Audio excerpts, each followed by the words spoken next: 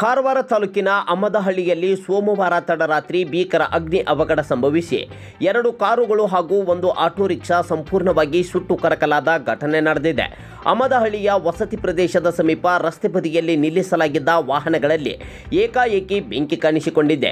ಸೂರ್ಯಘರ್ ಮುಫ್ತ್ ಬಿಜ್ಲಿ ಯೋಜನೆಯಡಿಯಲ್ಲಿ ಸಾಂಪ್ರದಾಯಿಕ ವಿದ್ಯುತ್ ಮೇಲೆ ಅವಲಂಬನೆಯನ್ನು ಕಡಿಮೆ ಮಾಡಲು ಮನೆಗಳ ಮೇಲ್ಛಾವಣಿಯಲ್ಲಿ ಸೌರ ವ್ಯವಸ್ಥೆಯನ್ನು ಸ್ಥಾಪಿಸಲು ಅವಕಾಶ ನೀಡಲಾಗಿದ್ದು, ಸೌರ ಫಲಕವನ್ನು ಸ್ಥಾಪಿಸಲು ಮನೆ ಮಾಲೀಕರಿಗೆ ಬ್ಯಾಂಕ್ಗಳಿಂದ ಸಾಲ ಸೌಲಭ್ಯದ ಜೊತೆಗೆ ಸಹಾಯಧನವನ್ನು ನೀಡಲಾಗುತ್ತದೆ.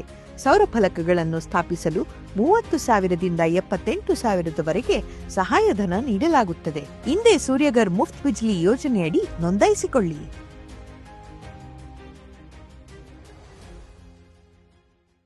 ಕ್ಷಣಾರ್ಧದಲ್ಲಿ ಬೆಂಕಿಯ ಕೆನ್ನಾಲಿಗೆ ಭಾರಿ ಪ್ರಮಾಣದಲ್ಲಿ ಹರಡಿದೆ.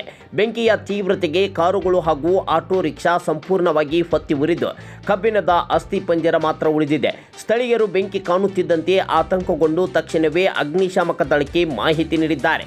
ಸೂಚನೆ ದೊರಕುತ್ತಿದ್ದಂತೆ ಕಾರವಾರ ಅಗ್ನಿಶಾಮಕ ದಳದ ಸಿಬ್ಬಂದಿ ಸ್ಥಳಕ್ಕೆ ಧಾವಿಸಿ ಬೆಂಕಿ ನಂದಿಸುವ ಕಾರ್ಯ ಕೈಗೊಂಡಿದ್ದಾರೆ. ಕೆಲಕಾಲ ಶ್ರಮದ ನಂತರ ಬೆಂಕಿಯನ್ನು ಸಂಪೂರ್ಣವಾಗಿ ನಿಯಂತ್ರಣಕ್ಕೆ ತಂದಿದ್ದಾರೆ. ಅದೃಷ್ಟವಶಾತ್ ಈ ಅವಘಡದಲ್ಲಿ ಯಾವುದೇ ಪ್ರಾಣಹಾನಿ ಸಂಭವಿಸಿಲ್ಲ. ಆದರೆ ಬೆಂಕಿಯ ತೀವ್ರತೆ ಹೆಚ್ಚಾದ ಕಾರಣ ಅಕ್ಕಪಕ್ಕದಲ್ಲಿದ್ದ ಮನೆಗಳಿಗೆ ಹಾನಿಯಾಗುವ ಸಾಧ್ಯತೆ ಇದ್ದು ಸ್ಥಳೀಯರು ಆತಂಕದ ಕ್ಷಣಗಳನ್ನು ಅನುಭವಿಸಿದ್ದಾರೆ. ಈ ಅವಘಡದಲ್ಲಿ ಸುಪ್ರೀಂ ಫರ್ನಾಂಡಿಸ್ ಹಾಗೂ ಥಾಮಸ್ ಫರ್ನಾಂಡಿಸ್ ಅವರಿಗೆ ಸೇರಿದ 2 ಕಾರುಗಳು ಮತ್ತು ಆಟೋ ರಿಕ್ಷಾ ಸಂಪೂರ್ಣವಾಗಿ ನಾಶವಾಗಿದ್ದು ಲಕ್ಷಾಂತರ ರೂಪಾಯಿ ಮೌಲ್ಯದ ಆಸ್ತಿ ನಷ್ಟ ಸಂಭವಿಸಿದೆ ಎಂದು ಅಂದಾಜಿಸಲಾಗಿದೆ. ವಾಹನಗಳು ನಿಲ್ಲಿಸಿದ ಸ್ಥಿತಿಯಲ್ಲಿ ಇದ್ದ ಕಾರಣ ಬೆಂಕಿ ಹೇಗೆ ಕಾಣಿಸಿಕೊಂಡಿತು ಎಂಬುದರ ಬಗ್ಗೆ ಸಂಶಯಗಳು ವ್ಯಕ್ತವಾಗಿದೆ. ಘಟನೆಗೆ ನಿಖರ ಕಾರಣ ಇನ್ನೂ ತಿಳಿದು ಬಂದಿಲ್ಲ. ಶಾರ್ಟ್ ಸರ್ಕ್ಯೂಟ್, ಇಂಧನ ಸೋರಿಕೆ ಅಥವಾ ಇತರೆ ಕಾರಣಗಳಿಂದ ಬೆಂಕಿ ಹೊತ್ತಿಕೊಂಡಿರಬಹುದು ಎಂಬುದನ್ನು ಪೊಲೀಸರು ಪರಿಶೀಲಿಸುತ್ತಿದ್ದಾರೆ.